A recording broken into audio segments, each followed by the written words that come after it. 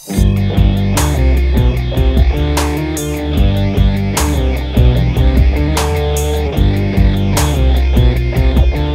we end this segment, what I'd like to do, going back to what you mentioned with Springsteen earlier, and moving forward at the same time, it's a shocker. Evan, Sayet mentioning Bruce Springsteen is like me not talking about the Replacements. And what... Are you comparing Springsteen to the Replacements? Paul Westerberg is God. Lowercase g. Over. Evan is to Bruce as Eric is to Replacements. There, that's how I'm comparing. What I'm looking forward to, and I hope to God, because we've had these devils and dust and everyone bemoaning the last however many years of 8 years beyond that even. I'm looking forward to some positivity from these people. Do you think it's actually in them to make a happy album? Do you think we're going to have wars that we can win as opposed to soldiers being, American soldiers being the enemy? I don't foresee that because... Look, Springsteen's had a 30-year career, and over that time, all he's really had is teenage angst. It's always angst. It's always something's wrong. It's always, if you read David Mamet, the liberal playwright, the much beloved until he was hated. That's the way they are. They love you, they love you, they love you, and then if you disagree, you're a Nazi. You know, Tammy Bruce, a lesbian feminist, former president of Now's largest chapter. Well, she's voting with the Republicans now because she's a Nazi. True story. It is. It's a true story. No, it's not. Yes, no. It is. Not that she's a Nazi, but that's the mindset of the left now is they absolutely despise her. I don't think that the left is capable of being happy because their world is one of a utopian promise.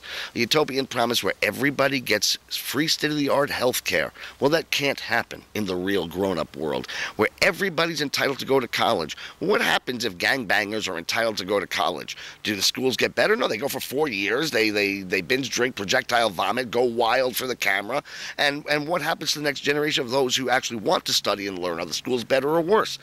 You know, this utopian vision that is childish, and by the way, one of the reasons that actors and actresses love it so much, because their life is childish. They actually play for a living.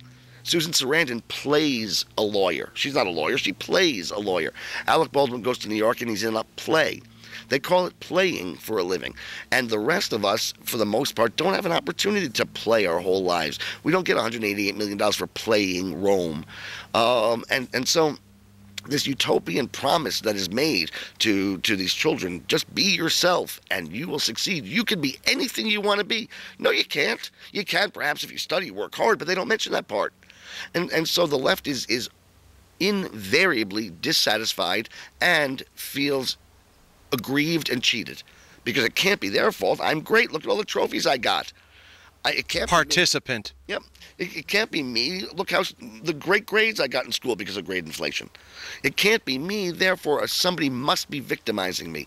And they are always, always, always going to be aggrieved because nobody gets everything. Evan has done such a great job in his Heritage Foundation speech when you were getting into the mindset of liberals. I always try to figure out what's going on with them, and it changes all the time. I just can't get a grasp into what they're thinking. But one thing I believe is that they don't understand the value of struggle, of hard work, of going from A and having failures to get to B. I mean, those are learning experiences that we all need, and they want to remove that from people, thinking that they're doing a good job, but they're actually hurting people. When I go back, I was born and raised back in South Central Los Angeles, and in a time where there were all two-family households, father and mother.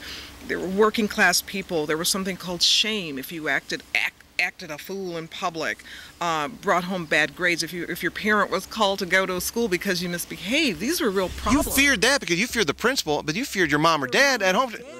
And then if they told the neighbors, then you had shame. But now, because liberals want to remove all that from you, I go back to the neighborhood now, it's a wasteland. All the businesses that were there are gone. There are very few fathers in the homes. I mean, they want to do a good job, I suppose, but the facts are that they've really devastated a lot. You look at Bruce Springsteen. All right, Al Sonja was talking about. I don't want to look at Bruce. I actually wanted to go to Chuck D real quickly because a great Public Enemy line: you put a man in the house and all the bullshit stops. important in this conversation because here's a guy who I believe is a Republican. I believe that his personal values are that he got married and he got divorced, but then he got married. He's been married now for, 30 years, 20 plus years. He's raised his children. He's been the man of the house. He's very, very charitable. Here's a guy who in his lyrics says, I believe in the love that you gave me. I believe in the faith that can save me. I mean, these are not liberal, imagine there's no God, or imagine there's no religion leftists. And so when I think about how it is that a smart, good, decent Republican, by instinct guy could so mindlessly support Barack Obama, whereas he came out early on and said, there's a man out there who they're telling lies about. He didn't spend a moment seeing if they were telling lies about Barack Obama. He just dismissed the facts. And Al Sonja was saying, you got to learn from mistakes. You got to learn normally to be the boss of something. You start out at the lowest level. You start out as an intern. You start out as a minimum wage worker. You get fired. You do something stupid. You make a mistake. You start again. You learn from your mistakes. And maybe at the age of 50, 55, you become the boss. Bruce Springsteen was the boss when he was 17 years old.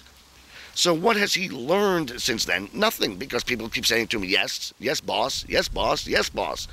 And so you have him retarded at this level of a 17-year-old, yet his intellect continues to grow, but it's in order to prove what he believed unquestioned since he was 17. Well, he did learn that Born in the USA was a better-selling album than Nebraska.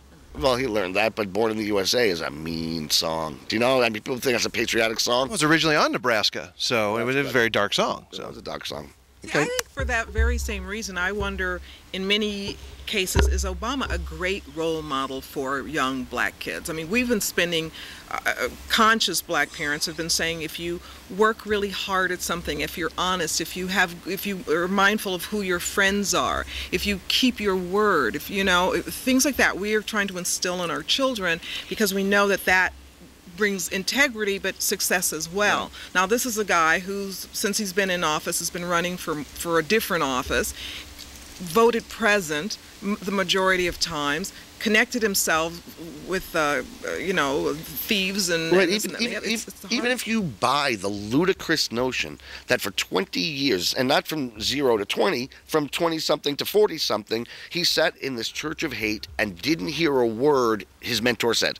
Even if you believe that, you know that he made a choice to be in that place. He knows what the church is about. He knows that it's a black liberation theology, which is a violent and hateful, racist, and even if he doesn't believe this, even if this isn't what he's going to take to the White House, what you do know about him is that he was willing to sit there and abide that for political and personal gain. And not be honest about it when asked about it. And those are things that are important for any person, aside from being the President of the United States. Right. I mean, well, one thing I noticed is that the black community, and I've seen it in the white community as well, and for those of us on the losing side, I've heard it more than elsewhere, but there's no excuses anymore. We've got a black man in the White House now, and now we can do it, kind of thing. Yeah, yes, I hate to say it. Well, no, I'm not going to say it, but it can be done. Well, there, he used Bob the Builder as well. Obviously, you didn't have to have a role model, otherwise Obama would never be president. I mean, you don't Now, need... what's the lesson learned from his victory? What's the lesson learned from his victory? That do anything that advances you personally. Yeah. Doesn't matter who you associate with. It doesn't matter how you get elected, even if it means threatening other people, getting their faces. Even if it means going to radio stations and stifling debate. It doesn't matter how you get there so long as you win.